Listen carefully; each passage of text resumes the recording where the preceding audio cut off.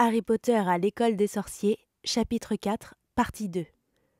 Hagrid roula le billet et le donna au hibou qui le prit dans son bec, puis il alla ouvrir la porte et jeta l'oiseau au dehors en pleine tempête. Il revint ensuite s'asseoir sur le canapé, comme si ce qu'il venait de faire n'était pas plus étonnant que de passer un coup de téléphone. Harry se rendit compte qu'il avait la bouche grande ouverte et il s'empressa de la refermer. « Où en étais-je » dit Hagrid. À ce moment, l'oncle Vernon, le teint toujours grisâtre mais l'air furieux, vint se poster devant la cheminée. « Il n'est pas question qu'il s'en aille » dit-il.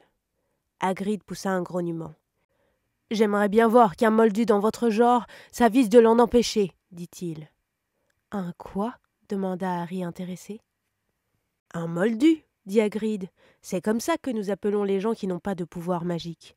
Et en manque de chance, tu as grandi dans la plus incroyable famille de moldus que j'ai jamais rencontrée. Quand nous l'avons pris avec nous, nous nous sommes jurés d'en finir avec ces balivernes, dit l'oncle Vernon. Jurés qu'on allait le débarrasser de tout ça. Un sorcier? Et puis quoi encore? Vous saviez, s'écria Harry. Vous saviez que je suis un sorcier?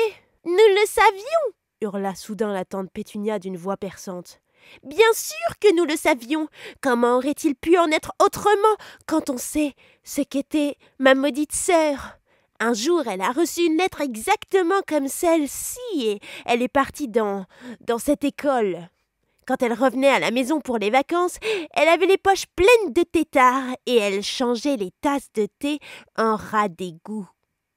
J'étais la seule à le voir tant elle était un monstre. Mais avec mon père et ma mère, il n'y en avait que pour elle. C'était Lily par-ci, Lily par-là. Ils étaient si fiers d'avoir une sorcière dans la famille. Elle s'interrompit pour respirer profondément, puis reprit sa tirade.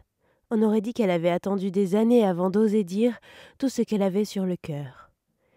Et puis, elle a rencontré ce Potter à l'école, reprit-elle. Ils se sont mariés et tu es arrivé. Moi, je savais bien que tu serais comme eux, aussi bizarre, aussi anormal. Et pour finir, quelqu'un l'a fait exploser et on a hérité de toi. Harry était devenu très pâle. Il mit un certain temps à retrouver sa voix. Exploser? Vous m'avez toujours dit que mes parents étaient morts dans un accident de voiture. Un accident de voiture? Rugit Hagrid en sursautant si violemment que les Dursley retournèrent se terrer dans un coin de la cabane. Comment un simple accident de voiture aurait pu tuer Lily et James Potter? C'est une insulte, un scandale. Harry Potter ne connaît même pas sa propre histoire, alors que dans notre monde, tous les enfants connaissent son nom. Mais pourquoi? Qu'est-ce qu'il s'est passé? Demanda Harry, avide de savoir. La colère disparut du visage de Hagrid. Il eut soudain l'air très mal à l'aise.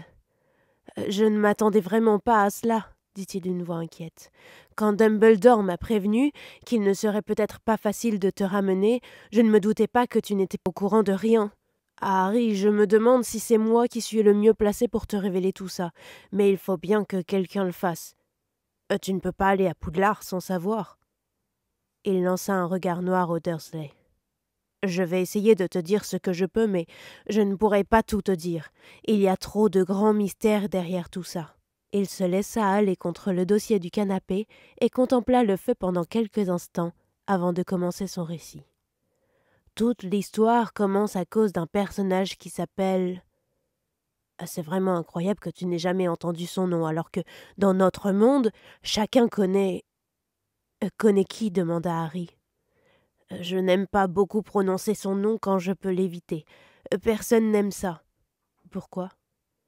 Nom d'une gargouille, Harry. Tout le monde a encore peur. Ah, bougre de diable, c'est tellement difficile.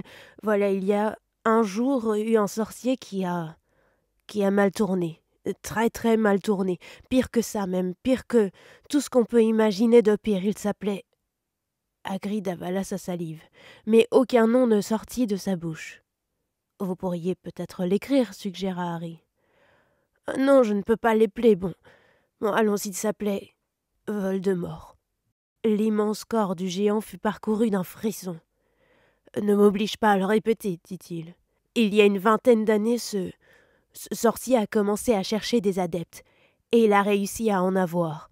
Certains l'ont suivi parce qu'ils avaient peur, d'autres voulaient simplement profiter de son pouvoir parce que des pouvoirs, il en avait. C'était une sombre époque, Harry. On ne savait plus à qui faire confiance, on n'osait pas se lier d'amitié avec des sorciers ou les sorcières que l'on ne connaissait pas bien. Il s'est passé des choses terribles. Il prenait le pouvoir des autres.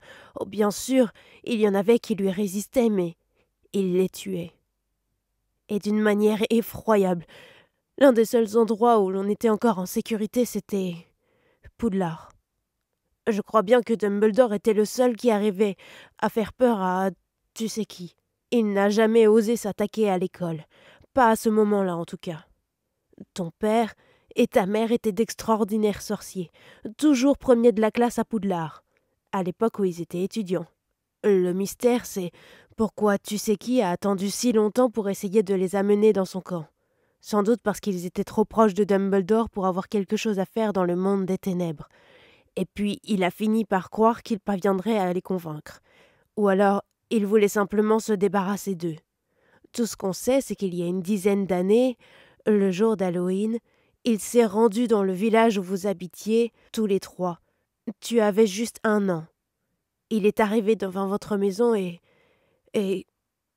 Hagrid sortit soudain un mouchoir à pois très sale et se moucha en faisant un bruit de corne de brume. « Excuse-moi, dit-il, mais c'est tellement triste. Je connaissais ton papa et ta maman, et c'étaient les gens les plus charmants qu'on puisse imaginer. Enfin, c'est comme ça. Tu sais qui les a tués. Ensuite, et c'est là que le vrai mystère, il a essayé de te tuer toi aussi. Il voulait sans doute faire le travail jusqu'au bout, ou alors il aimait tuer tout simplement. Mais il n'a pas réussi. Tu ne t'es jamais demandé d'où venait la cicatrice que tu as sur le front ? Ce n'est pas une blessure ordinaire, c'est la trace du mauvais sort qu'il a lancé contre toi. Un mauvais sort si puissant qu'il a détruit tes parents et leur maison. Mais avec toi, ça n'a pas marché. Et c'est pour cette raison que tu es célèbre, Harry.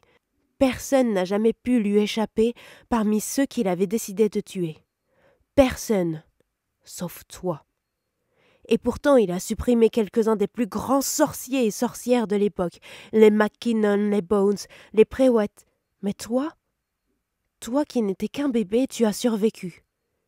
Il se passait quelque chose de très douloureux dans la tête de Harry. À mesure que Hagrid approchait de la fin de son récit, il revoyait l'éclair de lumière verte plus nettement que jamais. Et pour la première fois de sa vie, il se rappelait aussi un rire cruel, sonore, glacé.